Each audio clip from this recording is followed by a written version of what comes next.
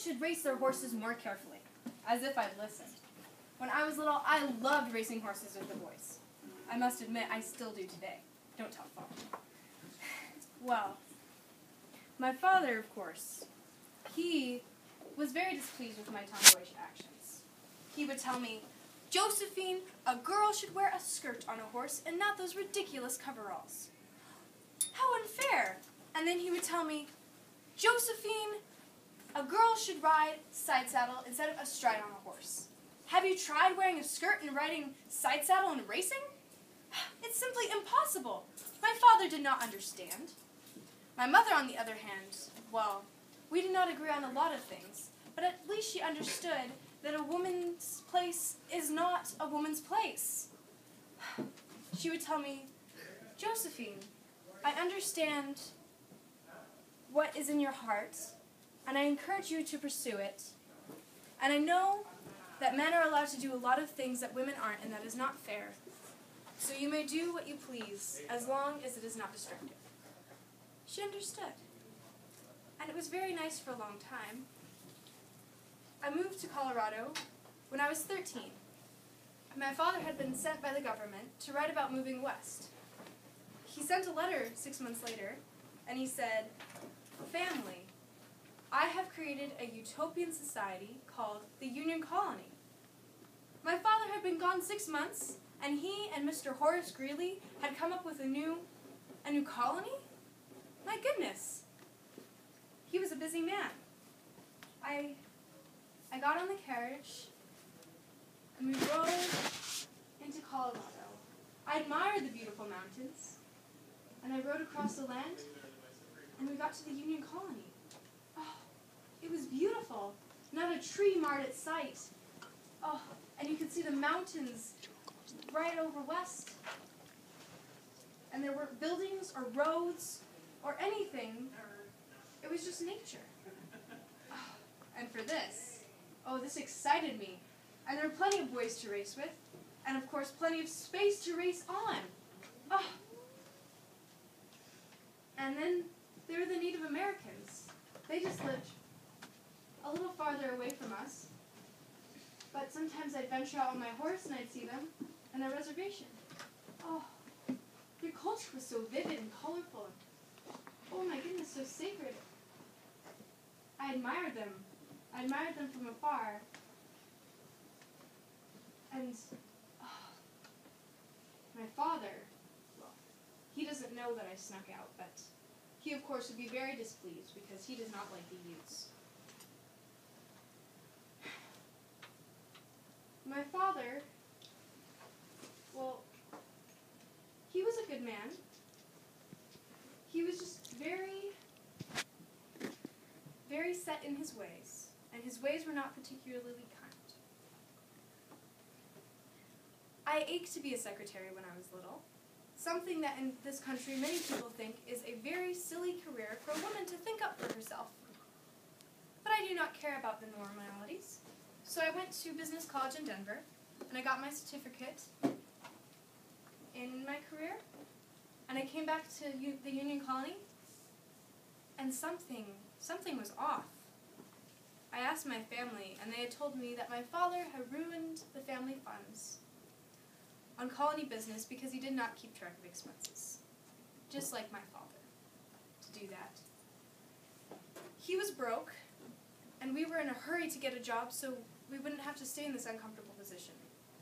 Mr. Horace Greeley, his business partner in making this Union Colony, was very generous and told him, "Mr. Meeker, I will lend you money, and you can start the Greeley Tribune." Now you all know what the Greeley Tribune is, yes? Mm-hmm. Yes? He was very excited to start the newspaper. But then tragedy struck, and Mr. Horace Greeley died. And all his debtors were called in, and one of which was us. We came in, and we were unable to pay. So my father had to get another job. He went to the Colorado government, and he asked for a job, and they set him up at the post at the White River Ute Agency. I could finally be closer to them. And then I became the school teacher for their school, and I became the boarding housekeeper for their workers. I was finally close to a culture that was so beautiful. My mother ran the post office, and my father, he was the head and overseer of the reservation and all of its inhabitants. It was so exciting, but that didn't last for long when my father told me, "Josephine, your job is to teach those youths, not to become friends with them." What was I supposed to do? From a company my own age, I only had the other Ute women.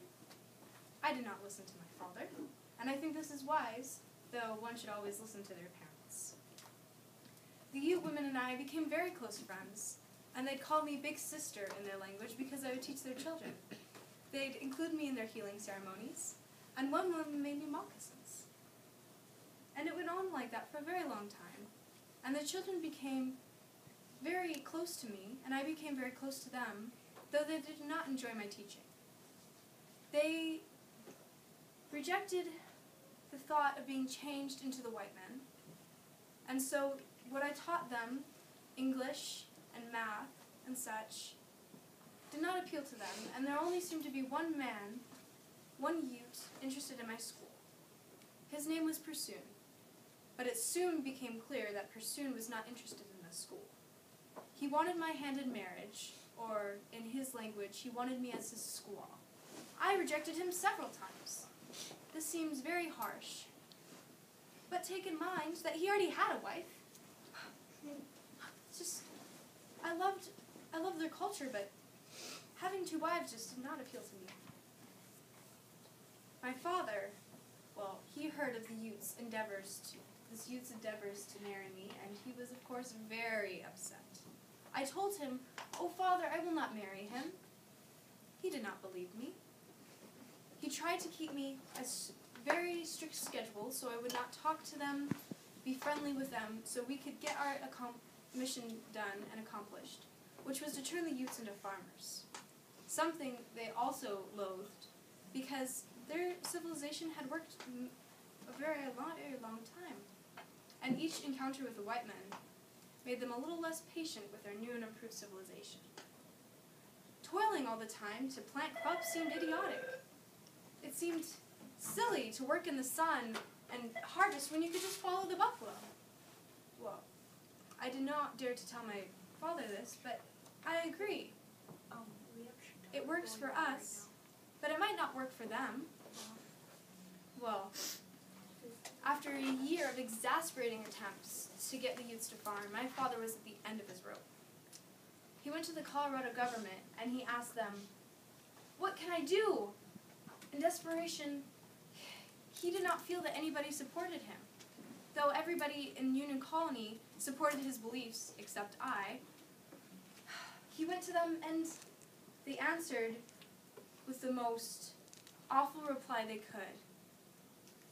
To him, it was very exciting because I told him, "Your job is to turn the youths into farmers, and any wandering youths are to be turned to the White River Ute Agency's reservation. You may call upon the nearest military post if you need assistance." To me, this meant that my father would call the military post every time there was a problem, and the youths become fearful of us, and I would no longer be able to discover their culture. Well, he did not listen to me. He came back to the Union Colony, and he looked upon the youths' reservation and the youths' land, and he became very aggravated. It was harvest season, and not a thing grew up out of the ground. The fields hadn't even been plowed. He told the workers that worked for him to go and plow up the horse pasture. I became frantic, and I begged him, "Father, please, they need their horses as much as we need ours." He threw me out. One of his co-workers came to him and begged for the ponies. "Oh, Mr. Meeker, please." My father lost his diplomacy, and he said, "The ponies should be killed." The co-worker went wild and threw him outside. My father felt threatened enough to call upon Fort Steele in Wyoming, which was the nearest military post. They came the next day. The troops came in, and the horse pasture was plowed. The youths came to us and told us that this would be considered an act of war because it was against the treaty. Though I agreed with them, I knew that they would act against me too. Disaster was on the brink. So we waited. And of September, I was washing the clothes, and my mother was hanging them on the line. And we heard 2 gunshots. We ran inside, I grabbed my mother, and we hid under the table. It seemed like hours, but it was but a few minutes. A Ute man came inside and told us to get up. Get up, and you will not be hurt. We got up slowly, and we followed his orders, and I came outside, and I saw what they had done. 10 men on the ground like dying, and blood spilling from their hearts, and then I looked to the side, and I saw my father. He was on the ground, and I looked over to him, and he had a gunshot wound through his heart. I did not know what to think. These people that I love so much, and this family that I love so much had been torn apart. I got on the horse when they ordered me to, and we rode away. 23 days. 23 days we ran. 23 days we ran with the Utes, and we were their captives. 23 days we were bonded to the Utes. And for 23 days, my mother and my sister, who had been captured with me, complained about how hard it was. And for 23 days, they worked me the least because I had been kind. My friend, her name is Shashin, we had become good friends when I was at the reservation. She begged them, "Oh, please, let these poor innocents go." And they did not listen. But I do not blame her, and I do not blame them. But one day, I came up with an idea.